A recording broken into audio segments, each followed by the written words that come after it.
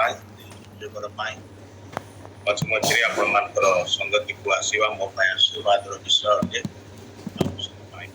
धन्यवाद प्रति प्रभात प्रार्थना प्रभुंर निकटवर्ती हवा एक स्वर्गीय अनुभूति अटे कारण आम मैंने प्रभु सहित जिते जड़ित हो जाओ सानिध्य को आसू प्रभु भी लोक मान भी छाड़ती ना त्याग करती ना विशेष भाव में बाक्य लिखा अच्छी जो मैंने सत्य भाव में सामने प्रार्थना करती से निकटवर्ती से प्रार्थना आम मैंने प्रभु उपस्थिति केवल पाऊ ताहा नुहे आम मैंने प्रभु उपस्थिति मध्य प्रवेश उपस्थिति रहू आ प्रभु अनुग्रह आम मान कथबार्ता करती समय यापन करती आम सहित से आनंद करती जानती कि आम परमेश्वर लोक मान आनंद करती सकाशे गीत गाते भी आवादी मान पुस्तक विषय लिखा जाए से आनंद करती लोक मान से तो से आम को सृष्टि करछंती तो से आम मैंने अबाध्य हलु आदम आम समस्ते पाप कलु एवं से पापर स्वभाव आम देखागला प्रत्येक पापर प्रवृत्ति अच्छी लिखा अच्छी समस्ते पाप कर ईश्वर महिमारू ईश्वर गौरव पड़ी अर्थात जो स्तर को धूली या मनीष को प्रभु उठे जगत में प्रतिनिधित्व करने सपक्ष पक्ष कार्य कर दायित्व भार सब देते आदम जे कि तारा पृथ्वीर कर्ता हवा कथा आज क्या कहुच्छी अधिकारी बोलिकी आम शास्त्र भी पढ़िलु एबीसी 6 अध्याय जगतपति जगतपति किए है से नथिला मूलरू से सृष्ट हो नथिला सृष्ट होता आदम जगतर अधिपति हवा मनुष्य को प्रभु से दायित्व दी आज 1 अध्याय अति स्पष्ट भाव में लिखा जाउछि से आशीर्वाद कले कहले पृथ्वी को परिपूर्ण कर बहु वंश प्रजावंत हुआ आकाश में उड़ुवा चढ़ई मान समुद्र रे पानी भितर जलजीव मान स्थल भाग में यातायात कर समस्त जीवजंतु समस्त विषय पर प्रस्थापन कर कर्तृत्व भार मनुष्य को दि जाता किंतु शयतान एडे सहजरे गोटे फल खुआई छड़ई नेला खाद्य अनेक समय आम बाधार कारण समस्यार विषय हो जाए एसो तार ज्येष्ठ अधिकार को हरैला साधारण खाद्यर निमंते एत भोक लगिला डाली किनाए डाली बोलिकी तार ज्येष्ठ अधिकार को बिक्री करदेला से मूल्य से बुझिला नहीं मनुष्य मध्य कुआ बोलिला शैतान कथारी जे ईश्वर को सादृश प्रतिमूर्ति रे निर्मित होता से ही मनुष्य को कुगला शैतान कहला सर्प कहला जे तुम्हें फल खाइले ईश्वर परी से जो शब्दटा से व्यवहार कला ईश्वर परी जीव मनुष्य भूलीगला से मुहूर्त जे से ईश्वर परी सृष्ट होती सादृश प्रतिमूर्ति रे निर्मित होती अन्य कौन सी जीव जंतु ईश्वर सादृश प्रतिमूर्ति रे निर्मित नुहंती केवल मनुष्य जाति किंतु से मुहूर्त मनुष्य भूलीगला से कौन थिला से कौन अच्छी एवं मिछ विषय प्रति आकृष्ट है साधारण खाद्य द्वारा गोटे गछर फल द्वारा भाई भणी माने खाद्य अनेक समय बाधार कारण हुए पाउल कहले खाद्य उदर निमंते उदर खाद्य निमंते दिने इटी जाक किंतु कई उदर को देवता करी अछंती खाद्य को अत्यधिक गुरुत्व दे आज जगत रे खाइबा पीवा विषयटा अति बड़ विषय है। प्रभु जीशु समय बेलू से प्रभु जीशु से कहले अतएव तुम्हें माने कौन खाइब कौन पीब एथिपाई चिंता कर ना। आकाशर चढ़ई मान को देख से माने बुणती ना कि काटती ना अथच प्रभु से प्रत्येक दिन प्रयोजन आहार दियो। गीत संगीतार लिखा अच्छी से क्रंदन करुवा डामरा ताऊ छुआ मानकर क्रंदन शुणती राब शुणती से हाथ पसारी देले से माने परितृप्त हुअन्ति से हाथ संकुचित कले समस्त प्राणी युद्धारे व्याकुल हुए। आममानकर परमेश्वर से भोजन करांति आपणार लोक मान 40 वर्ष पर्यंत स्वर्गर आहार पुष्टि करे खुआइले।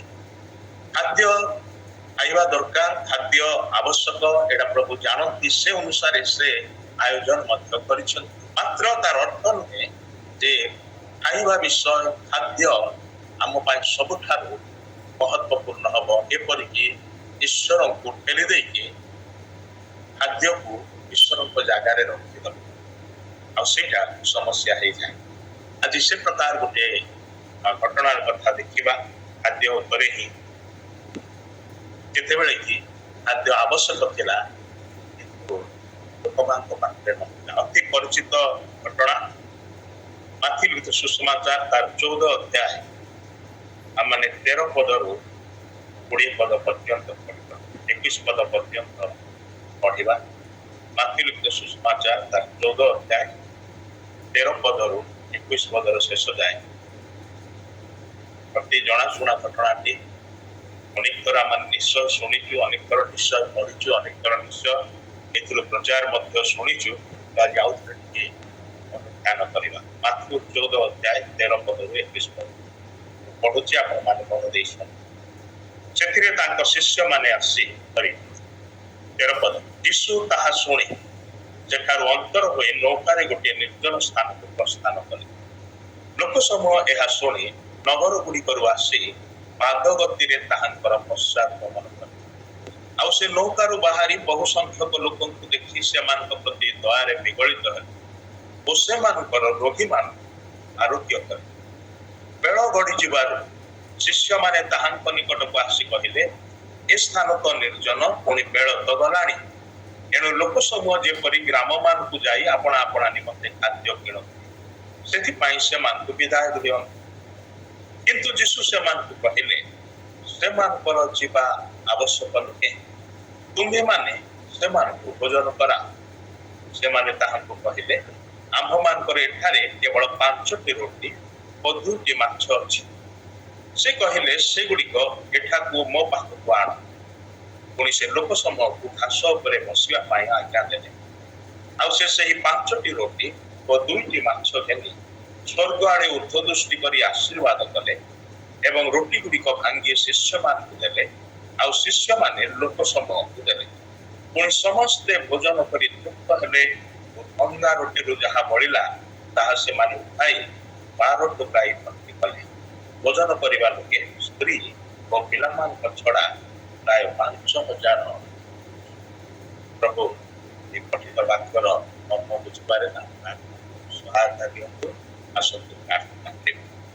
पवित्र पिता ए प्रातः काल रे हम माने मोर चरण तले एकाठी हिची जेते भाई भनी माने विभिन्न स्थान रे रही कि मात्र ए गोटे प्लेटफॉर्म रे आसी समस्तकर से गोटे उद्देश्य तुम सहित सहभागितारे आसी तुमर संगति रे बढ़ी उत्साहित हो चेतना पाइब जीवन पाइब सुस्थता पाइब तुम आशीर्वाद रे भरी जीव एवं सारा दिन जो सब चैलेंजेस अच्छी से सब सामना करने आवश्यक बल शक्ति पाइब। अंधकार शक्ति आकाश मंडल अधिपति मान विरुद्ध रे युद्ध करने आवश्यक सहायता पाइब प्रभु। आउ तुमर वशीभूत है शैतान को प्रतिरोध कर प्रभु से प्रात काल तुम्हें आम मध्य अच्छ से धन्यवाद करुच। प्रभात काल तुम स्नेहपूर्ण करुणा তুমি ଆମମାନଙ୍କୁ ପରିପୂର୍ଣ୍ଣ କରିସାରିଛ। ତୁମର ଦୟା ରୂପ ମୁକୁଟ ଆମମାନଙ୍କର ମସ୍ତକରେ ପିନ୍ଧେଇ ସାରିଛ। ଆମେ ସେଥିପାଇଁ ଧନ୍ୟବାଦ କରୁଛୁ, ପ୍ରଶଂସା। ଆଉ ତୁମର ବିଶ୍ୱସ୍ତତା ଆମମାନଙ୍କୁ ପ୍ରତିଟି ମୁହୂର୍ତ୍ତରେ କଢ଼େଇ ଦଉଛି, ସେଥିପାଇଁ ଧନ୍ୟବାଦ କରୁଛୁ। ତୁମେ ଆମମାନଙ୍କୁ ଚିରସ୍ଥାୟୀ ପ୍ରେମରେ ପ୍ରେମ କରିଅଛ। ତୁମର ପ୍ରେମରୁ କୌଣସି ପରିସ୍ଥିତି, କୌଣସି ବିଷୟ ଆମମାନଙ୍କୁ ଅଲଗା କରିପାରିବ ନାହିଁ। ପ୍ରଭୁ, ଆମେ ତୁମର ଧନ୍ୟବାଦ କରୁଛୁ। ତୁମ ନାମ ସକାଶେ ଆମମାନଙ୍କୁ ଧର୍ମ ପଥରେ କଢ଼େଇ ନେଉଛ। ତୁମେ ଆମମାନଙ୍କୁ ପ୍ରେମ କରୁଥିବାରୁ ଆମମାନଙ୍କୁ ଉତ୍ତମ ପ୍ରତିପାଳକ ହେଇ ପ୍ରୟୋଜନ ବିଷୟ ସବୁ ଯୋଗାଉଛ। ପ୍ରଭୁ, ତୁମେ ଆମମାନଙ୍କର ସର୍ବେସର୍ବା ଅଟ। ତୁମେ ଆମମାନଙ୍କର ଏକମାତ୍ର ପ୍ରଭୁ ଅଟ। ଆମମାନଙ୍କର ସୃଷ୍ଟିକର୍ତ୍ତା, ପାଳନକାରୀ ପିତା, ଏକମାତ୍ର ମୁକ୍ତିଦାତା, ଉଦ୍ଧାରକର୍ତ୍ତା ପ୍ରଭୁ ଅଟ। ତୁମେ ଆମମାନଙ୍କର ରାଜା, ଆମମାନଙ୍କର ସ୍ୱାମୀ, ଆମମାନଙ୍କର ସବୁ କିଛି ପ୍ରଭୁ, ସବୁରେ ସବୁ ଅଟ। ଧନ୍ୟବାଦ, ଧନ୍ୟବାଦ, ଧନ୍ୟବାଦ। ତୁମର ମହିମା କରୁଛୁ, ଗୌରବ କରୁଛୁ, ଜଗତର ଗୌରବ କରୁଛୁ। ନିଜ ନିଜକୁ ସମର୍ପଣ ମୋର ପବିତ୍ର ବାକ୍ୟରୁ ଅଂଶଟି ପାଠ କରୁ। ତହିଁର ମର୍ମ ଏ ପବିତ୍ର ଆତ୍ମା ତୁମେ ହିଁ ଆମମାନଙ୍କୁ ବୁଝେଇ ଦିଅ। ଯଦି ବା ଅନେକ ଥର ପଢିଛୁ, ଅନେକ ଥର ଶୁଣିଛୁ, ତଥାପି ତୁମେ ଆଜି ଯାହା ଆମମାନେ ଶୁଣୁ ବୋଲି ଇଚ୍ଛା କରୁଛ, ଯାହା ତୁମେ ଆମମାନଙ୍କୁ କହିବାକୁ ଚାହୁଁଛ, ତୁମେ ସ୍ୱଚ୍ଛନ୍ଦରେ ତାହା କହିଯାଅ ବୋଲି ପ୍ରାର୍ଥନା କରୁଛୁ। କାରଣ ଆମମାନେ ତୁମର ଦାସ ଦାସୀ ଶୁଣୁଅଛୁ। ହେ ପ୍ରଭୁ, ତୁମେ ଆମମାନଙ୍କୁ କଥା ଧନ୍ୟବାଦ ଦେଇ ସାମାନ୍ୟ ପ୍ରାର୍ଥନା ପ୍ରଭୁ ଯୀଶୁ ଖ୍ରୀଷ୍ଟଙ୍କ ନାମରେ ଉତ୍ସର୍ଗ କରିଅଛୁ। ଆମେନ୍। ଆମେନ୍, ଆମେନ୍। ମାଥ୍ୟୁ ଯେତେବେଳେ ଏ ଘଟଣାର କଥା ଲେଖୁଛନ୍ତି, ଯୋହନଙ୍କର ମସ୍ତକ ଛେଦନ ଘଟଣା ଉତ୍ତାରେ ଆଉ ଏ ଘଟଣାଟି ସ୍ଥାନ ପାଇବା ଭଳି ସେ ଲେଖୁଛନ୍ତି। ଆଉ ଏଗୁଡ଼ା ଗୋଟିଏ ଘଟଣା ଯୋଉଟା କି 4ଟି ସୁସମାଚାରରେ ଦେଖିବାକୁ ମିଳେ। ଏ ଗୋଟିଏ ଘଟଣା କୌଣସି ସୁସମାଚାର ଲେଖକ ବାଦ ଦେଇନାହାନ୍ତି। କେତେକ ଘଟଣା ମାଥ୍ୟୁ, ମାର୍କ, ଲୁକରେ ଦେଖିବାକୁ ମିଳେ, ପ୍ରାୟ ସମାନ ଅଛି। ଆଉ କେତୋଟି ବଛା ବଛା ଘଟଣା ଯୋଉଟା କି ମାଥ୍ୟୁ, ମାର୍କ, ଲୁକରେ ନାହିଁ, ଯୋହନ ପୁସ୍ତକରେ ଅଛି। କିନ୍ତୁ 4ଟି ଯାକ ସୁସମାଚାରକୁ ଲକ୍ଷ୍ୟ କଲେ, ପଢିଲେ ଏଇ ଘଟଣାର କଥା, ଅର୍ଥାତ୍ 5ଟି ରୁଟି 2ଟି ମାଛ ଦ୍ୱାରା ସେ ହଜାର ହଜାର ଲୋକଙ୍କୁ ଖାଇବାକୁ ଦେଲେ, ଏଇ ଆଶ୍ଚର୍ଯ୍ୟ କର୍ମର ଘଟଣାର କଥା 4ଟି ଯାକ ସୁସମାଚାରରେ ଦେଖିବାକୁ ମିଳେ। ଯୋହନ ଯଦିବା ଶେଷରେ ଲେଖିଲେ, ପ୍ରଥମ ଶତାବ୍ଦୀର ଅଲମୋଷ୍ଟ ଶେଷ ଭାଗ ଆଡକୁ, ଏ ଘଟଣା ଘଟିବାର ପାଖାପାଖି 60 ବର୍ଷ ପରେ, ତା ପୂର୍ବରୁ 3ଟି ସୁସମାଚାର ଲେଖା ସରିଥିଲା। ଆଉ ସେଥିପାଇଁ ଅନେକ ଗୁଡାଏ ଆଶ୍ଚର୍ଯ୍ୟ କର୍ମର ବିବରଣକୁ ସେ ନିଜ ସୁସମାଚାରରେ ଲେଖିବାକୁ ଚାହିଁଲେ ନାହିଁ, ଅଯଥା ପୁନରାବୃତ୍ତି ହବ ବୋଲିକି। କେତୋଟି ଘଟଣା ଯୋଉଟା କି 3ଟି ସୁସମାଚାରରେ ନାହିଁ, ସେଥିରୁ ସେ ବାଛିଲେ ଏବଂ ନିଜର ସୁସମାଚାରରେ ସେ ଲେଖିଲେ। ଆଉ ତାଙ୍କର ଉଦ୍ଦେଶ୍ୟ ଥିଲା ଅବଶ୍ୟ ଯେ ଏ ଆଶ୍ଚର୍ଯ୍ୟ କର୍ମ ଗୁଡ଼ିକ ଯୀଶୁ କିଏ ତାହା ପ୍ରଦର୍ଶନ କରେ, ସଂକେତ ଭାବରେ, ଚିହ୍ନ ଭାବରେ, ସାଇନ୍ ଭାବରେ ସେ ବ୍ୟବହାର କରୁଛନ୍ତି। ସେଥିପାଇଁ ସେ ନିଜେ ହିଁ କହନ୍ତି ପୁସ୍ତକର ଶେଷରେ ଯେ ପ୍ରଭୁ ଯୀଶୁ ଅନେକ ଅନେକ ଆଶ୍ଚର୍ଯ୍ୟ କାର୍ଯ୍ୟ କରି ଅନେକ ଅନେକ ବିଷୟ ଶିକ୍ଷା ଦେଇଥିଲେ।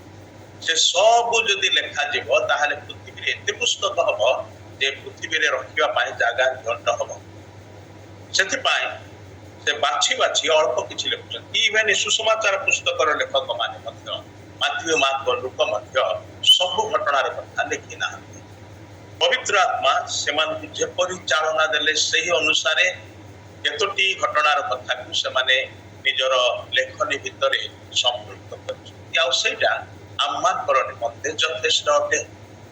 ଯେ କେହି এই ସୁସମାଚାର ପୁସ୍ତକ ସବୁ ପଢିବ, ଯୀଶୁଙ୍କୁ ଜାଣିବା ପାଇଁ, ଯୀଶୁଙ୍କୁ ଚିହ୍ନିବା ପାଇଁ ଏବଂ ଯୀଶୁଙ୍କ ଠାରେ ବିଶ୍ୱାସ କରିବା ପାଇଁ, ପୁଣି ବିଶ୍ୱାସ କରି ଅନନ୍ତ ଜୀବନ ପାଇବା ପାଇଁ, ପରିତ୍ରାଣ ପାଇବା ପାଇଁ, ପାପ କ୍ଷମା ପାଇବା ପାଇଁ, ଈଶ୍ୱରଙ୍କ ସନ୍ତାନରେ ପରିଣତ ହେବା ପାଇଁ ଯଥେଷ୍ଟ ସୂଚନା।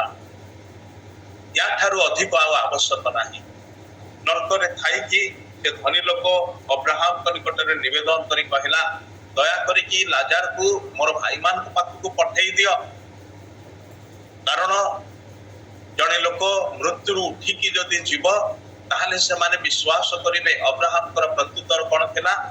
ଅବ୍ରାହମ କହିଲେ ସେମାନଙ୍କ ପାଖରେ ମୂଷାଙ୍କର ବ୍ୟବସ୍ଥା ପୁସ୍ତକ ଅଛି, ବା ଅନ୍ୟ ଭାବରେ କହିବାକୁ ଗଲେ ସେ କହିଲେ ଯେ ସେମାନଙ୍କ ପାଖରେ ବାଇବଲ ଅଛି।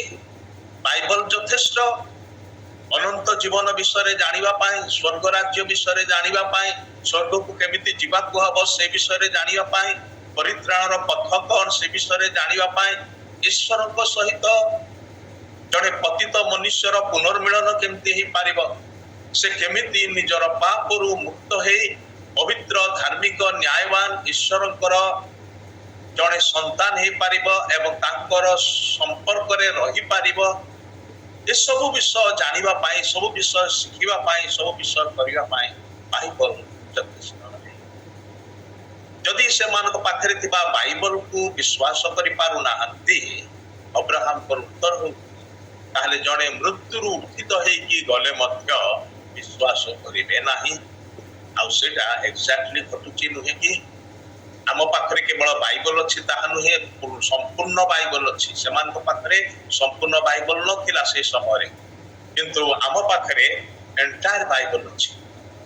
ପୁଣି ଆମ ପାଖରେ ମୃତ୍ୟୁରୁ ଉତ୍ଥିତ ହେଇ ଆସିଥିବା ଜଣେ ବ୍ୟକ୍ତି ଅଛନ୍ତି, ପ୍ରଭୁ ଯୀଶୁ ଖ୍ରୀଷ୍ଟ ପୁନରୁତ୍ଥାନ କରି ଉଠିଛନ୍ତି, ଯାହାଙ୍କର ସୁସମାଚାର ପୁସ୍ତକ ବାଇବଲରେ ଆମେ ପଢୁ। ସେ ନିଜେ ଅଛନ୍ତି, ଅଥଚ ପୁନରୁତ୍ଥାନର ଘଟଣା ପରେ ମଧ୍ୟ 2000 ବର୍ଷ ହେଇଗଲାଣି, ଆଜି ପୃଥିବୀର ଅଧିକାଂଶ ଭାଗ ଏପର୍ଯ୍ୟନ୍ତ ଯୀଶୁଙ୍କ ଠାରେ ବିଶ୍ୱାସ କରିବାକୁ ପାରେ ନାହିଁ। ବାଇବଲ ନଥିବାରୁ ନୁହେଁ କିମ୍ବା ଯୀଶୁଙ୍କର ପୁନରୁତ୍ଥାନ ହେଇନଥିବାରୁ ନୁହେଁ,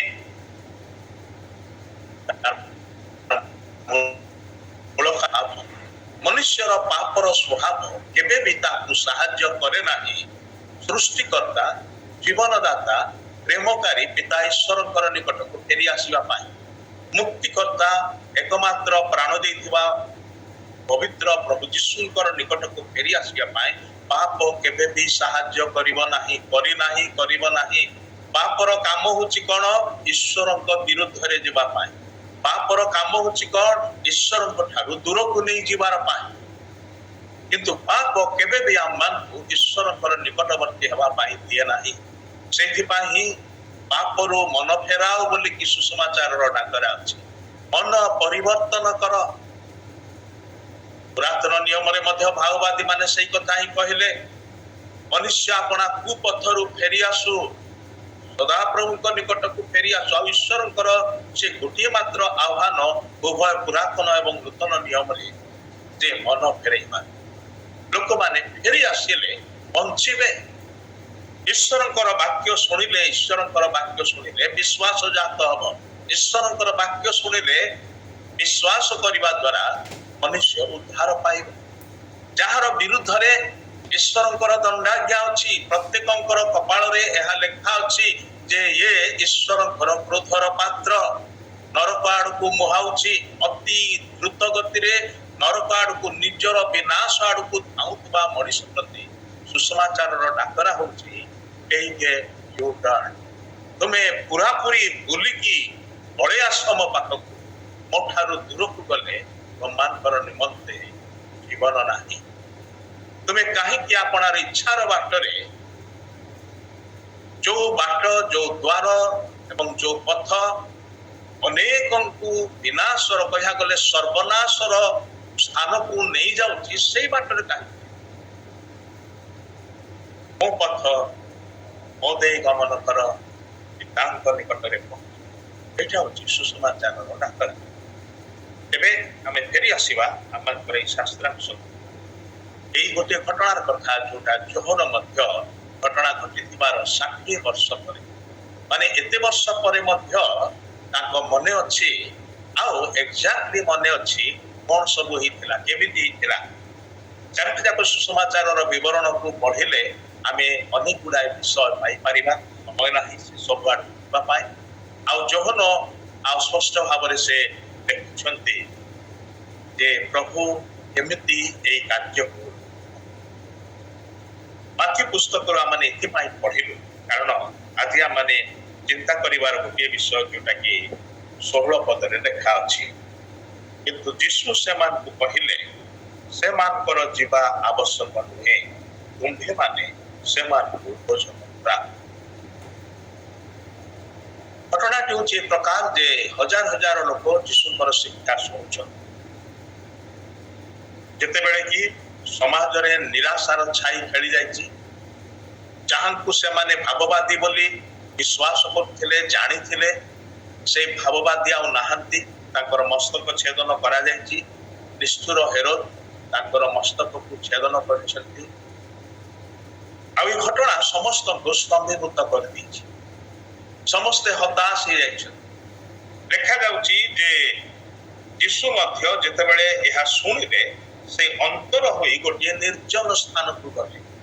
ପ୍ରଭୁ ଯୀଶୁ ମଧ୍ୟ ସେ ଲୋକଲୋଚନରେ ରହିଲେ ନାହିଁ। ସେ ଗୋଟେ ନିର୍ଜନ ସ୍ଥାନକୁ କିଛି ସମୟ ପାଇଁ ନିଜର ଶିଷ୍ୟମାନଙ୍କୁ ସାଙ୍ଗରେ ନେଇକି ପଳଉଛନ୍ତି। ଉଦ୍ଦେଶ୍ୟ ହେଉଛି କଣ? କାରଣ ଯେତେବେଳେ ଏ ପ୍ରକାର ଏକ ନିଷ୍ଠୁର ଘଟଣା ଘଟେ, ସେତେବେଳେ ତାର ପ୍ରଭାବ ଏତେ ବେଶୀ ଥାଏ ଯେ ତାହା ଦିନ ଦିନ ଧରି ବ୍ୟାପିଯାଏ। ଆମେ ଜାଣୁ 2008ରେ ଓଡ଼ିଶାରେ କଣ ଗୋଟିଏ ଦିନ ଆରମ୍ଭ ହେଲା, କିନ୍ତୁ ତାହା ମାସ ମାସ ରହିଲା। ଆମେ ଜାଣୁ ମଣିପୁରରେ ଯୋଉ ଘଟଣାଟା ଗତ ବର୍ଷ ଆରମ୍ଭ ହେଲା, ଏ ପର୍ଯ୍ୟନ୍ତ ଚାଲିଛି, ସମ୍ପୂର୍ଣ୍ଣ ଶେଷ ହେଇନାହିଁ ବା ନିରବତା ଆସିନାହିଁ। ଶାନ୍ତିକର ପରିସ୍ଥିତି ଏ ପର୍ଯ୍ୟନ୍ତ ଆସିନାହିଁ। ଏ ପ୍ରକାର ଘଟଣା ଗୁଡ଼ିକର ପ୍ରଭାବ ବହୁତ ସୁଦୂର ପ୍ରସାରୀ ଅଟେ ଏବଂ ଅନେକ ଲୋକଙ୍କୁ ପ୍ରଭାବିତ କରେ। ପ୍ରଭୁ ଯୀଶୁ ଚାହିଁଲେ ନାହିଁ ଯେ ଜାଣି ଶୁଣିକି ଯେମିତିକି କଥାରେ କହନ୍ତି ଆ ବୟ ସେ ମା, ସେ ପ୍ରକାର ସେ କଲେ ନାହିଁ। ବରଂ ସେ କହିଛନ୍ତି ଗୋଟିଏ ନଗରରେ ଯଦି ତାଡ଼ନା ହେଉଛି ଅନ୍ୟ ନଗରକୁ ଚାଲିଯାଅ। ସେ କହିଛନ୍ତି ତାଡ଼ନା ଆସିଲେ, ନିର୍ଯାତନା ଆସିଲେ, ଏ ପ୍ରକାର ପ୍ରତିରୋଧର ବିଷୟ ଆସିଲେ ତୁମେ ସର୍ପ ପରି ଚତୁର ହୁଅ ଏବଂ କପଟ ପରି ଅହିଂସକ ହୁଅ। ହିଂସାତ୍ମକ ମନୋଭାବ ଆସିବ ସେହି ସମୟରେ, କିନ୍ତୁ ହିଂସା ତୁମର ବେପନ ନୁହେଁ, ତୁମର ଅସ୍ତ୍ର ନୁହେଁ। ଅହିଂସା ହେଉଛି ତୁମର ଅସ୍ତ୍ର। ଆଉ ଭାରତବାସୀ ଭାବରେ ଆମମାନେ ନିକଟରେ ଆମମାନଙ୍କର ସ୍ୱାଧୀନତା ଦିବସକୁ ପାଳନ କରିଛୁ। ଭାରତବାସୀ ଭାବରେ ଆମମାନେ ଜାଣୁ ଅହିଂସାର ଶକ୍ତି କେତେ। ଗାନ୍ଧୀଜୀ ଯେତେବେଳେ ପାର୍ବତ୍ୟ ଉପଦେଶ ପଢ଼ିଲେ ଆଉ ସେ ଯୀଶୁଙ୍କର ସମସ୍ତ ସ୍ୱଭାବ ଗୁଣ ଦ୍ୱାରା ପ୍ରଭାବିତ ହେଲେ ଏବଂ ସେ ଅହିଂସା ଆନ୍ଦୋଳନକୁ ଜାରି କଲେ। ଅନ୍ୟମାନେ ଥିଲେ ଯେଉଁମାନେ ଅସ୍ତ୍ର ଉଠାଇବା ପାଇଁ ପ୍ରସ୍ତୁତ ଥିଲେ, ସେନାବାହିନୀ ଗଠନ କରିଥିଲେ, ମାତ୍ର ଗାନ୍ଧୀଜୀ ଅଟଳ ରହିଲେ ନିଜର ସଂକଳ୍ପରେ। ସେ କହିଲେ ଯେ ନା, ଏମାନେ ଶତ୍ରୁତା କରିପାରନ୍ତି, ଏମାନେ ହିଂସାତ୍ମକ ବ୍ୟବହାର କରିପାରନ୍ତି, ଆଉ ସେମାନେ କଲେ ମଧ୍ୟ, କିନ୍ତୁ ଆମେ ତାହା କରିବୁ ନାହିଁ। କୋଉଠୁ ସାହସ ଶିଖିଲେ? ଯୀଶୁଙ୍କର ସୁସମାଚାର ପୁସ୍ତକ। ଏଇଭଳି ମାନେ ଏହା ବାସ୍ତବ ସତ୍ୟ ଅଟେ। ଈଶ୍ୱରଙ୍କର ବାକ୍ୟ, ସୁସମାଚାରର ବାକ୍ୟ ହିଁ ମନୁଷ୍ୟ ଜୀବନକୁ ବଦଳେଇ ଦିଏ, ସ୍ୱଭାବ ଚରିତ୍ରକୁ ବଦଳେଇ ଦିଏ, ଗୁଣକୁ ବଦଳେଇ ଦିଏ, ମନୋଭାବକୁ ବଦଳେଇ ଦିଏ, ସଂକଳ୍ପକୁ ବଦଳେଇ ଦିଏ।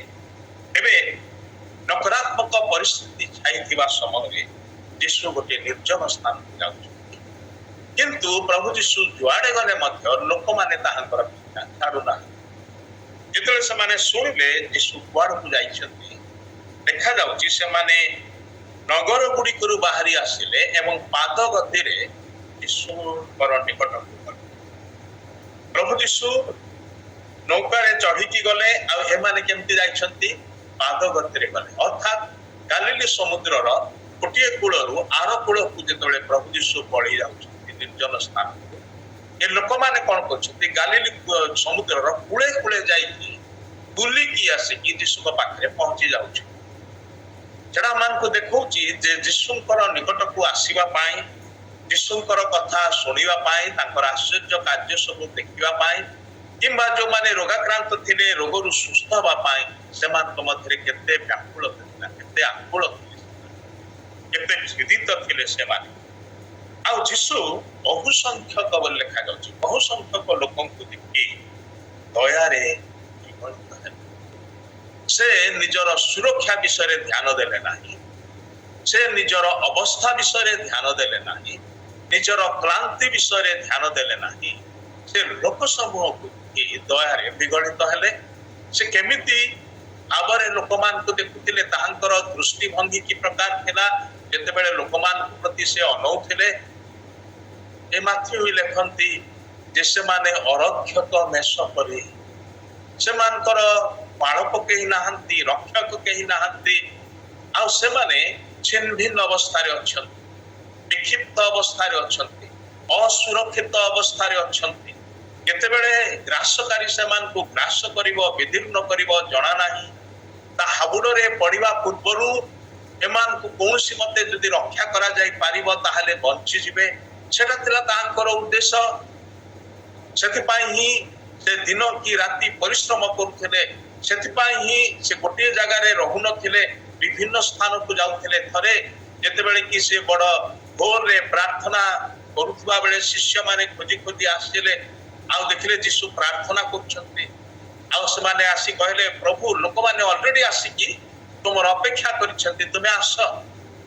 ଯୀଶୁ କଣ କହିଲେ, ନାହିଁ ଆମମାନେ ବଡ ବଡ ନଗରକୁ ଯିବା, ସେଠାରେ ମଧ୍ୟ ମତେ ପ୍ରଚାର କରିବାକୁ ହବ, ଶିକ୍ଷା ଦେବାକୁ ହବ, କାରଣ ସେଇ ଉଦ୍ଦେଶ୍ୟରେ ମୁଁ ବାହାରି ଅଛି। ମୁଁ ସ୍ୱର୍ଗରୁ ଆସିଛି, ସେଇଥିପାଇଁ ଗୋଟିଏ ଜାଗାରେ ବନ୍ଧା ହେଇକି ରହିବା ପାଇଁ ନୁହେଁ, ଅନେକ ଜାଗାକୁ ଯିବା ପାଇଁ ଅଛି।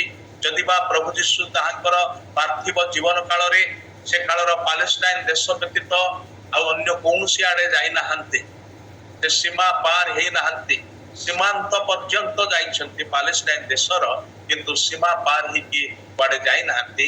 ବାଲ୍ୟ କାଳରେ ହିଁ ସେ ମିଶରକୁ ଯାଇଥିଲେ, ଯେହେତୁ ସେଇ ସମୟରେ ବିଶ୍ୱର ପ୍ରଭାବ ମଧ୍ୟ ସେଠାରେ ଥିଲା। ନହେଲେ ସେ ଆଉ ଅନ୍ୟ କୌଣସି ଦେଶ ବା ରାଜ୍ୟକୁ ଯାଇନାହାନ୍ତି ସେ କାଳର ପାଲେଷ୍ଟାଇନ। ତଥାପି ତାଙ୍କର ପ୍ରଭାବ କେତେ ବ୍ୟାପି ଯାଇଛି ଆଜି। ହେଲେ ସେ ଲୋକମାନଙ୍କୁ ଦେଖି ଦୟାରେ ବିଗଳିତ ଏବଂ ସେମାନଙ୍କର ରୋଗୀମାନଙ୍କୁ ଆରୋଗ୍ୟ କଲେ। କି ପ୍ରକାର ରୋଗୀ ସେଠାରେ ଥିଲେ ଆମେ ଜାଣୁନା, ମାତ୍ର ଅନେକ ଲୋକ ଆଣିଥିଲେ ସେମାନଙ୍କୁ, ଆଉ ପ୍ରଭୁ ସେମାନଙ୍କୁ ସୁସ୍ଥତା ଦେଲେ, ଶିକ୍ଷା ଦେଲେ, ସୁସ୍ଥତା ଦେଲେ। ଦିନଟି କଟିଗଲା, ବେଳ ଗଡି ଆସିଛି। ଶିଷ୍ୟମାନଙ୍କର ମନରେ ଭାଳିନି ପଡିଲା ଯେ ପ୍ରଭୁଙ୍କର ଶିକ୍ଷା ଏବଂ ଆଶ୍ଚର୍ଯ୍ୟ କାର୍ଯ୍ୟ କରିବା ବା ସୁସ୍ଥ କରିବାର କାର୍ଯ୍ୟ ବନ୍ଦ ହବ ନାହିଁ, ଏ ପରେ ମଧ୍ୟ ଚାଲିବ। ଆଉ ସେଥିପାଇଁ ସେମାନେ ଆସିକି ଅନୁରୋଧ କରୁଛନ୍ତି, ଗୁରୁ ଏ ସ୍ଥାନ ହଉଛି ନିର୍ଜନ ସ୍ଥାନ, ବେଳ ଗଡିଗଲାଣି, ଲୋକମାନଙ୍କୁ ଭୋକ ଲାଗିଲାଣି, କାରଣ ଦିନ ସାରା ଆଉ କିଛି ଖାଇନାହାନ୍ତି। ସେଥିପାଇଁ ସେମାନଙ୍କୁ ବିଦାୟ ଦିଅନ୍ତୁ, ଯେପରି ସେମାନେ ପାଖ ପାଖ ଗାଁକୁ ଯାଇକି ଖାଦ୍ୟ କିଣିବେ।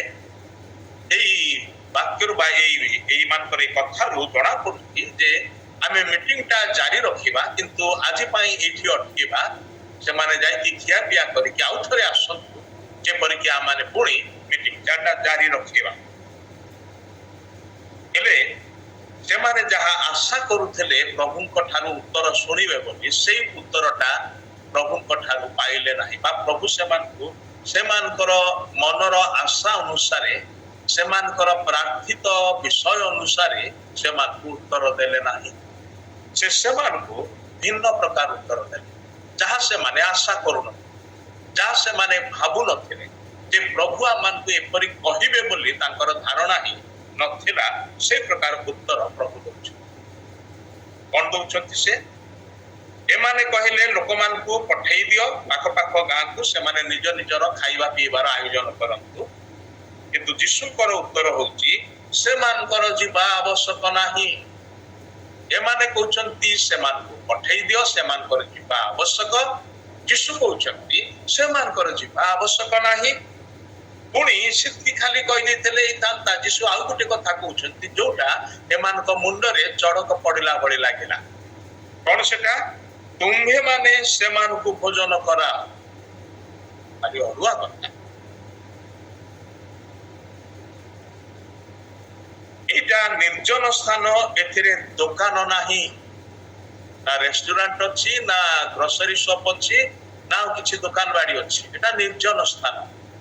ଲୋକମାନେ ଭିନ୍ନ ଭିନ୍ନ ନଗରରୁ, ଭିନ୍ନ ଭିନ୍ନ ଗାଁରୁ ଆସିକି ଏଠାରେ ଏକାଠି ହେଇଛନ୍ତି ଏବଂ ହୋଲ ଡେ ସରିଗଲାଣି, ସୂର୍ଯ୍ୟ ଅସ୍ତ ହବାକୁ ଯାଉଛି। ଆଉ ଏ ପ୍ରକାର ସ୍ଥାନରେ ତମେ କହୁଛ ପ୍ରଭୁ ଆମେ ସେମାନଙ୍କୁ ଭୋଜନ କରେଇବୁ। आम पाखरे किछि नाही जेतेबेले योहन लेखंती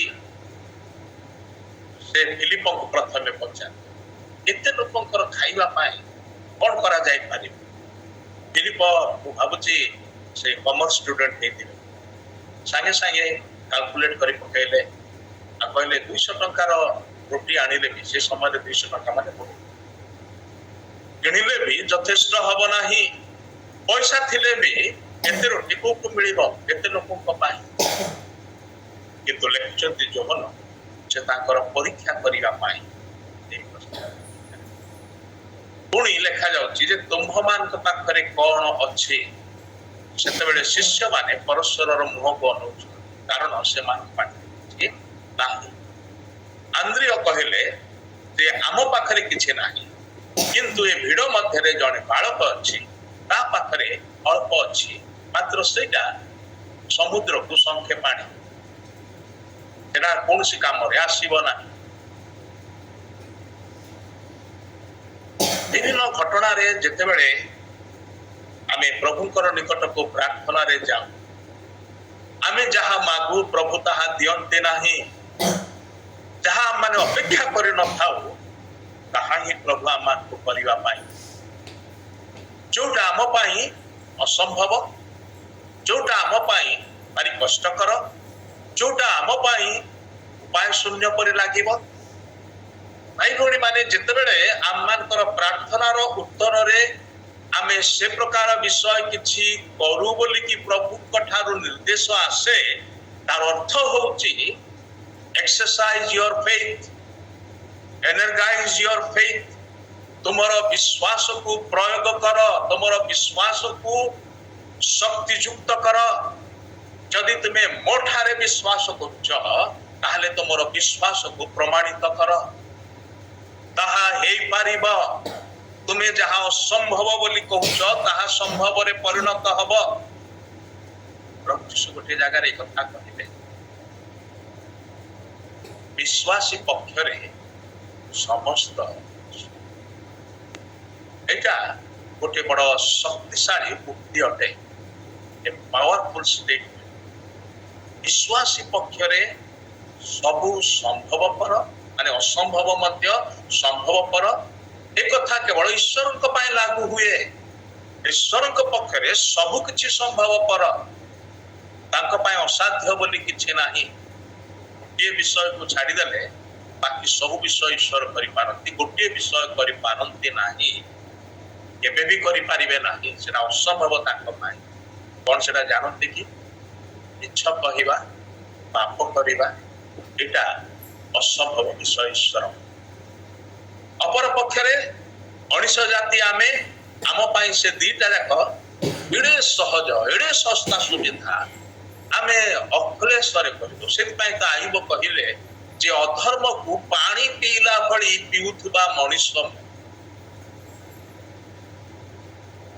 आमे समस्ते अधर्म अपराध को पाप को पानी पीला भली पानी निर्विघ्न रे आमाने दिनों को बारंबार पियो सेमिति पाप मिथ्या अपराध अधर्म ईश्वर आज्ञा लंघन अविश्वास संदेह ये सब आम पाए मामूली विषय हो जाइए अभ्यासगत विषय हो जाइए कराबंधा विषय हो जाइए नित्यदिनिया विषय हो जाइए ये सबुर माने हिसाब रखुना आज यथेष्ट गला करिबिनी सेही चिंताधारा आम पाखरे नाही सकाळू बिछणारू उठिबा समय ठारू आरंभ करिकि बिछणा को दिबा पर्यंत बेले बेले बिछणा दिन रे की राति रे ताहा प्रभु देखिले जानिले एवं आदि पुस्तक 6 अध्याय रे कथा कहिले मनुष्यर कल्पना अविरत अंतमान अविरत शब्दटा लिखा गला तार अर्थ नॉन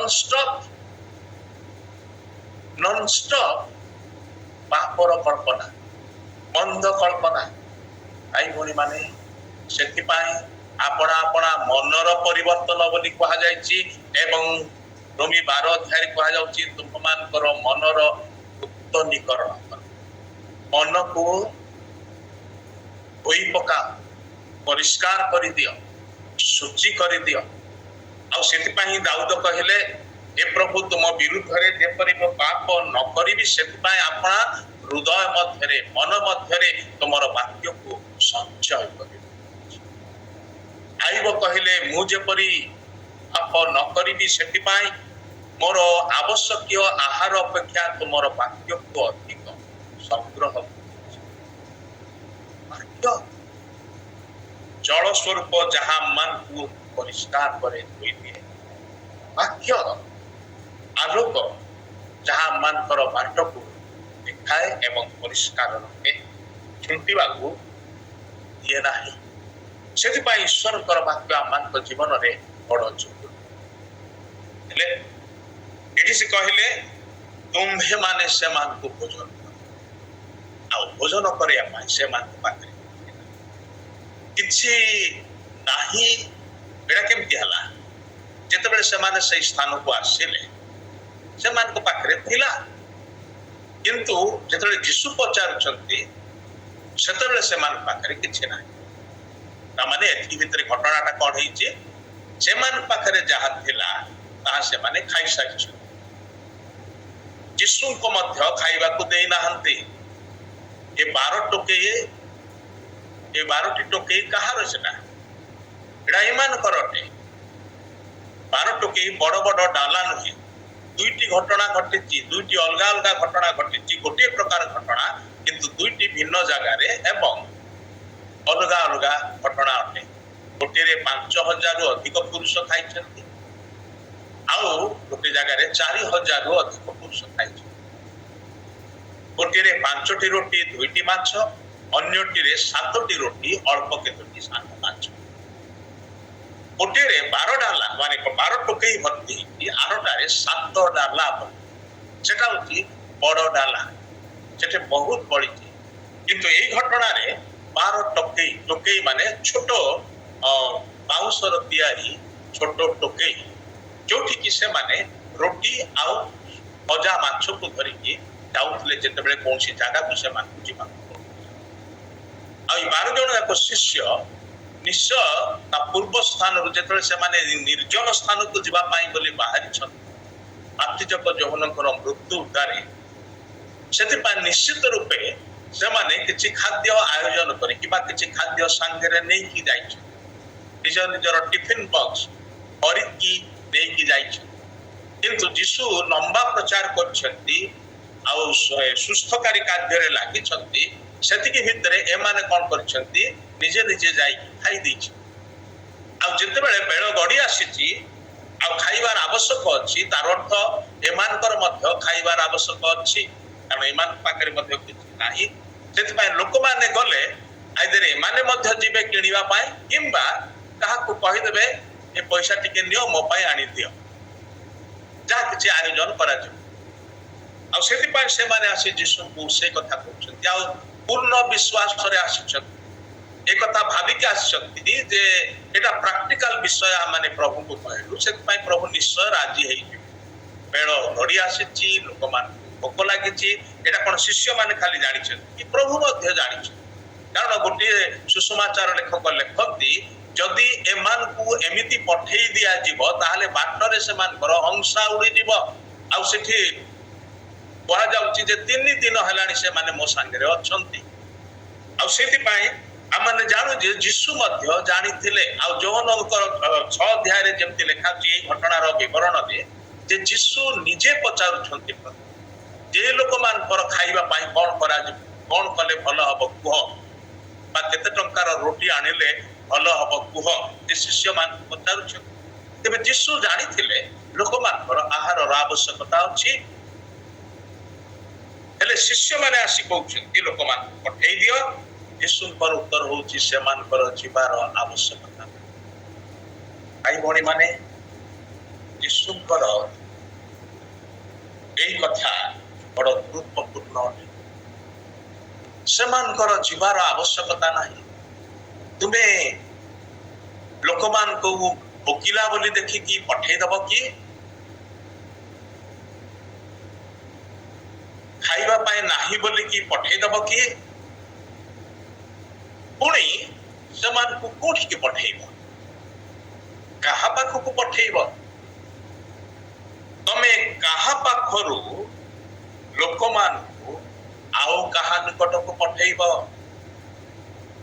ଏ ପ୍ରଶ୍ନ ଗୁଡାକ ଆମମାନଙ୍କର ମନ ହୃଦୟକୁ ବର୍ଷ କରୁ, ଯେପରିକି ଆମମାନେ ବୁଝିବାକୁ ପାରିବା, ବିବେଚନା କରିବାକୁ ପାରିବା। ଟିକେ ଧ୍ୟାନ ଦିଅନ୍ତୁ, ସେମାନେ କାହା ନିକଟକୁ ଆସିଛନ୍ତି? ଯୀଶୁଙ୍କ ନିକଟକୁ ଆସିଛନ୍ତି। ସବୁଠାରୁ ଉତ୍ତମ, ସବୁଠାରୁ ଶକ୍ତିଶାଳୀ, ସବୁଠାରୁ ଜ୍ଞାନୀ, ବୁଦ୍ଧିମାନ, ସବୁଠାରୁ ପ୍ରେମୀ, ଦୟାଳୁ, ସବୁଠାରୁ ଅନୁକମ୍ପାଶୀଳ, ସବୁଠାରୁ ଅଧିକ ସାହାଯ୍ୟକାରୀ, ପ୍ରକୃତ ସାହାଯ୍ୟକାରୀ, ସବୁଠାରୁ ଶକ୍ତିଦାତା, କେବଳ ଆରୋଗ୍ୟକାରୀ ନୁହନ୍ତି, ଜୀବନଦାତା ଅଟନ୍ତି। ସୃଷ୍ଟିକର୍ତ୍ତା ନିଜେ ସେଠାରେ ଅଛନ୍ତି, ପ୍ରତିପାଳକ ନିଜେ ସେଠାରେ ଅଛନ୍ତି, ଆଶ୍ରୟ ଓ ଦୃଢ ଦୁର୍ଗ ନିଜେ ସେଠାରେ ଅଛନ୍ତି, ଯାକୁବର ବଳଦାତା ସେଠାରେ ଅଛନ୍ତି ଏବଂ ଇସ୍ରାଏଲକୁ ମାନା ଦଉଥିବା ପରମେଶ୍ୱର ସ୍ୱୟଂ ସେଠାରେ ଉପସ୍ଥିତ। ତାହାଙ୍କ ପାଖରେ ଲୋକମାନେ ଅଛନ୍ତି, ଆଉ ଶିଷ୍ୟମାନେ ତମେ କହୁଛ ଏ ଲୋକମାନଙ୍କୁ ସେଇ ପ୍ରକାର ଈଶ୍ୱରଙ୍କ ଠାରୁ ଅନ୍ୟତ୍ର ଯିବା ପାଇଁ? ଏ କି ପ୍ରକାର ପ୍ରାର୍ଥନା ତୁମମାନଙ୍କର, ଏ କି ପ୍ରକାର ବିନତି ତୁମମାନଙ୍କର? ଭାଇ ଭଉଣୀ ମାନେ, ଆମମାନଙ୍କର ବିନତି ପ୍ରାର୍ଥନା ବିଷୟରେ ମଧ୍ୟ ଅନୁଧ୍ୟାନ କରିବା ଆବଶ୍ୟକ। କାରଣ ସେଇ ପ୍ରଭୁ ହିଁ କୁହନ୍ତି, ବେଳେ ବେଳେ ଆମମାନେ କଣ ମାଗୁଛୁ ତାହା ଜାଣୁନାହୁଁ। ସେଥିରେ କୌଣସି ପ୍ରକାର ସେନ୍ସ ଥିଲା ଭଳି ଲାଗେ ନାହିଁ, ନନସେନ୍ସ ବେଶୀ ଅଛି ଆମମାନଙ୍କର ପ୍ରାର୍ଥନା। ସେଥିପାଇଁ ସେ ଆଉ ଗୋଟେ ଜାଗାରେ କହିଛନ୍ତି ଯେ ଅନର୍ଥକ ପୁନରୁକ୍ତି କର ନାହିଁ, ଅଯଥା କଥା ଗୁଡାକ କୁହ ନାହିଁ, ଯାହା ଯଥାର୍ଥ ଆବଶ୍ୟକ ସେତିକି କୁହ। ଆମର ପ୍ରଭୁ ମୂର୍ଖ ନୁହନ୍ତି, ଆମର ପ୍ରଭୁ କାଲା ନୁହନ୍ତି, ଆମର ପ୍ରଭୁ ଗୋଟିଏ ବିଷୟକୁ 1000 ଥର ଶୁଣିବା ପାଇଁ ପସନ୍ଦ କରୁଥିବା ପ୍ରଭୁ। 2 ଧାଡି 3 ଧାଡି ତୁ ବାରବାର ଗୋଟିଏ ଶବ୍ଦକୁ ବାରବାର କହୁଥିବ, ଅନର୍ଥକ, ଅର୍ଥହୀନ ହେଇଯାଏ। ଅର୍ଥ ମୂଳକ ଶବ୍ଦ ମଧ୍ୟ ଅର୍ଥହୀନ ହେଇଯାଏ ଯେତେବେଳେ ଆମେ ସେଇ ଶବ୍ଦ ହାତବାର ଶିଖୁ, ଅର୍ଥାତ ଚିନ୍ତାବିହୀନ ଭାବରେ ବ୍ୟବହାର କରିବା। 10 ଆଜ୍ଞାରେ ଗୋଟେ ଆଜ୍ଞା ଅଛି, ଜାଣନ୍ତି କି? ଆମେ ତ 10 ଆଜ୍ଞା ଖାଲି ସଣ୍ଡେ ସ୍କୁଲରେ ଶିଖୁ, ତାପରେ ବାକି ତକ ଜୀବନ ସାରା ଭୁଲିଯାଉ। କିନ୍ତୁ 10 ଆଜ୍ଞା ଈଶ୍ୱର ଦେଇଥିବା ଆଜ୍ଞା, ସେଥିରେ ଗୋଟେ ଆଜ୍ଞା ଅଛି, ଆମ୍ଭର ନାମ ପବିତ୍ର ବୋଲି ମାନ୍ୟ କର। ଆମ୍ଭର ନାମକୁ ଅକାରଣରେ ନିଅ ନାହିଁ। ଈଶ୍ୱରଙ୍କର ନାମକୁ ଆମେ କେତେ ଭକ୍ତି କରୁ, କେତେ ଭୟ କରୁ, ସେଟା ହଉଛି ଚିନ୍ତାର ବିଷୟ, ସେଟା ହଉଛି ପ୍ରଶ୍ନ। ଈଶ୍ୱରଙ୍କର ନାମକୁ ଆମେ କେତେ ଭକ୍ତି କରୁ, କେତେ ଭୟ କରୁ? ସେ ଭୟ ଭକ୍ତି ନଥିବାରୁ ଈଶ୍ୱରଙ୍କର ନାମକୁ ଆମେ ଖାମଖିଆଲି ଭାବରେ ଯାଉ। ଏପରିକି ବେଳେ ବେଳେ ଜୋକ୍ସରେ ମଧ୍ୟ ଈଶ୍ୱରଙ୍କର ନାମ ନେବା ପାଇଁ ପଛେଇ ନଥାଉ। ଭାଇ ଭଉଣୀ ମାନେ, ସେ ଆଜ୍ଞା ମାନେ ଭୁଲି ଯାଇଛୁ। କାହିଁକି ପ୍ରଭୁ ସେ ଆଜ୍ଞା ଦେଲେ? କାରଣ ତାହାଙ୍କର ନାମ ମାମୁଲି ନୁହେଁ, ତାହାଙ୍କର ନାମ ସର୍ବୋଚ୍ଚ ନାମ।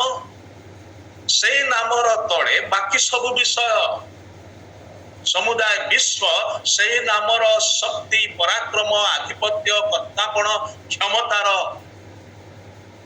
ତଳେ ବାକି ସବୁ ବିଷୟ। ସେ ନାମ ହଉଛି ସର୍ବୋଚ୍ଚ ନାମ। ପାଉଲ ଲେଖିଲେ ଯେ ସଦାପ୍ରଭୁଙ୍କର ନାମ, ଏ ପ୍ରଭୁଙ୍କର ନାମ ଧରି ସେ ଅଧର୍ମରୁ ଦୂରରେ। ଆମେ ପ୍ରଭୁଙ୍କର ନାମକୁ କେମିତି ଭାବରେ ବ୍ୟବହାର ହେଲେ? ଏଠାରେ ଶିଷ୍ୟମାନଙ୍କୁ ସେ କହିଲେ ସେମାନଙ୍କର ଯିବା ଆବଶ୍ୟକ ନାହିଁ, ସେମାନେ ଠିକ ଜାଗାକୁ ଆସିଛନ୍ତି, ସେମାନେ ଠିକ ବ୍ୟକ୍ତିଙ୍କ ପାଖରେ ଅଛନ୍ତି, ଯେ ସେମାନଙ୍କୁ ଦେଇପାରିବ, ଯେ ସେମାନଙ୍କୁ ଖୁଆଇ ପାରିବ, ତାହାଙ୍କ ପାଖରେ ଅଛନ୍ତି। ଅତଏବ ସେମାନଙ୍କର ଯିବା ଆବଶ୍ୟକ ନାହିଁ। ସେଠି କି କି ପ୍ରକାର ଲୋକମାନେ ଥିଲେ?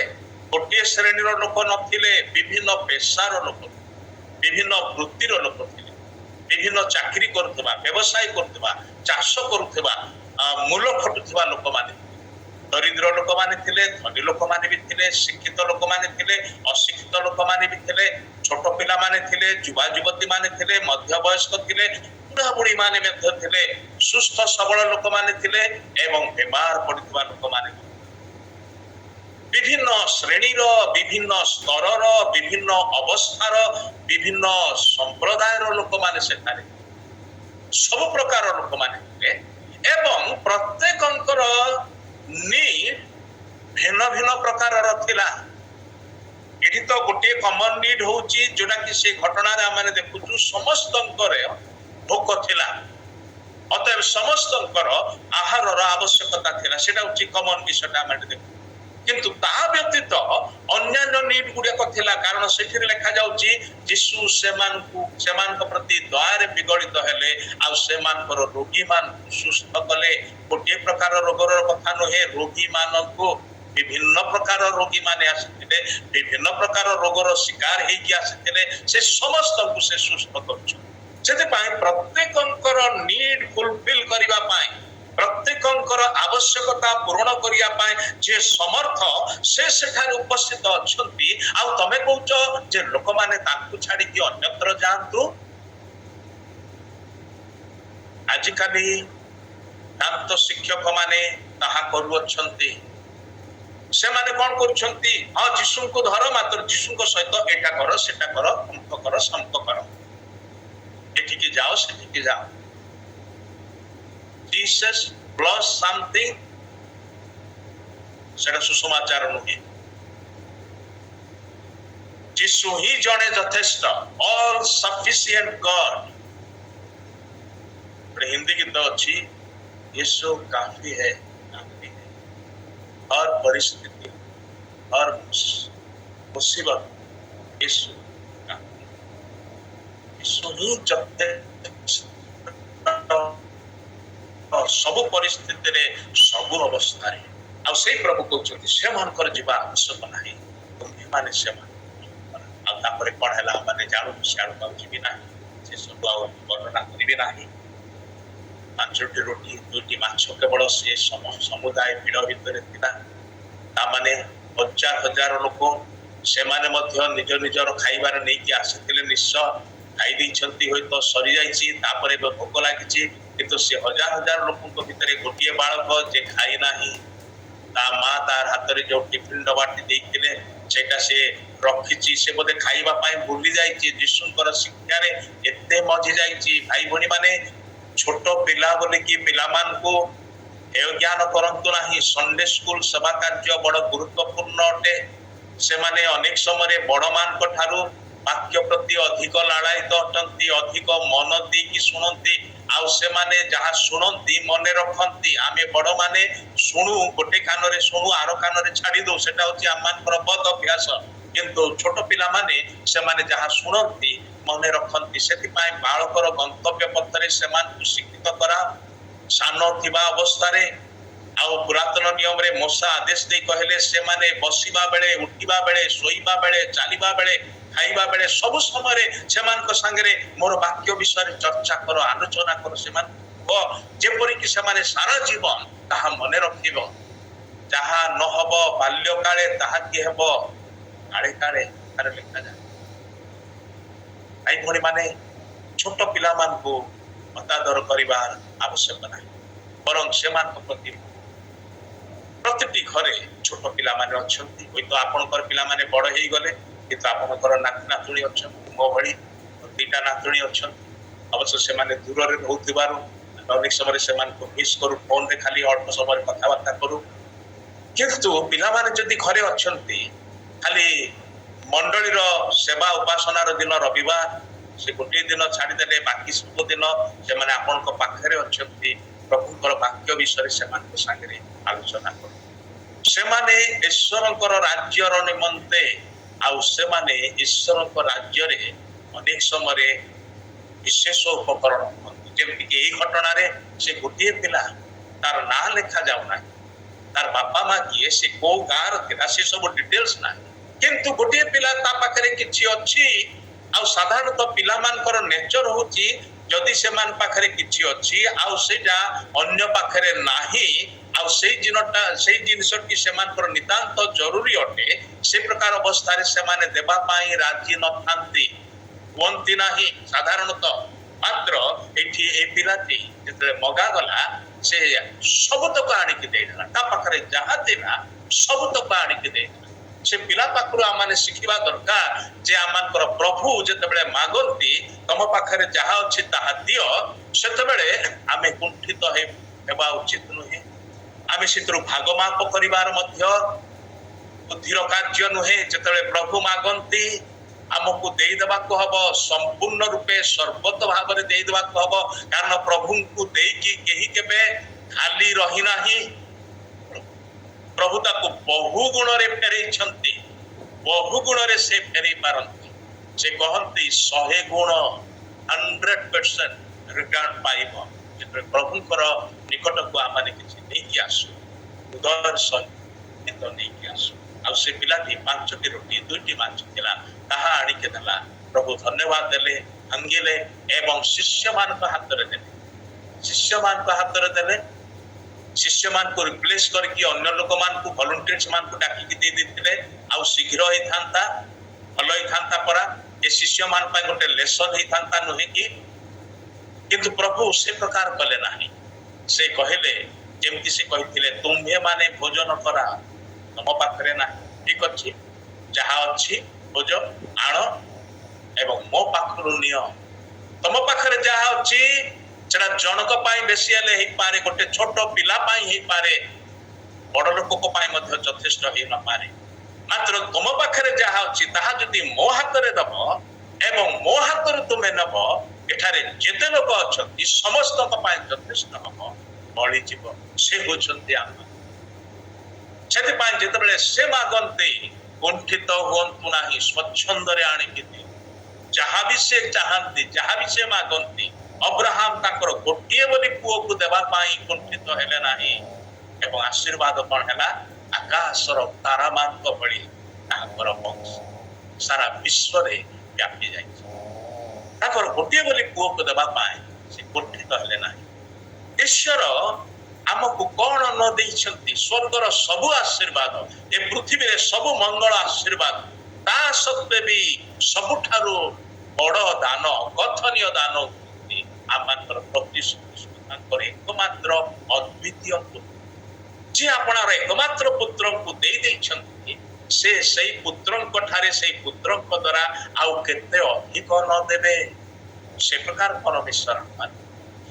जति पाई ईश्वर मागिले देबा पाई कुंठित होंतु नाही आउ देले केबे भी आपनकर पश्चाताप हबो नाही आपण बर खुशी हेबे नाचिबे कुदिबे दिया मारिबे गीत गाइबे कहिबे जे मोर प्रभु को म अल्प देली मात्र देख से मते एते देई अल्प आपण बुणिबे मात्र अधिक काटे अल्प आपण मापिक देबे मात्र से जतबेले देबे से चापी मापी से उछुळीबा पर्यंत देबे आ दाऊदक परिया माने कहि परिबा मोहर मान पात्र उछुळी आपात्र परमेश्वर से प्रकार कर जेतले से कहते तुमे ए कामटा करो हमको ही से काम करते से जदि आम पाखरे से काम करिबा पाई संबल न थाए टैलेंट न थाए प्रतिभा न थाए शक्ति न थाए दान न थाए कौशल न थाए ज्ञान न थाए बुद्धि न थाए किंबा लोकबल न थांती साहाय्यकारी न थांती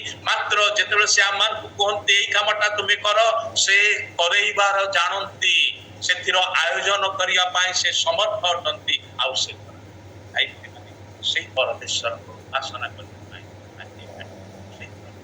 आज भी जीवित अपरिवर्तनीय अटंती से किछि ही बदली नाहंती ना ताकर शक्ति बदलिछि ना ज्ञान बदलिछि ना ताकर पराक्रम बदलिछि ना ताकर उपस्थिति बदलिछि जे स्वयं भू आम्भे जे अछु से अछु युगांत पर्यंत केवल नुहे पृथ्वीर प्रांतर जेकोसी स्थान रखिले मध्य से अच्छन्ति सर्वव्यापी आम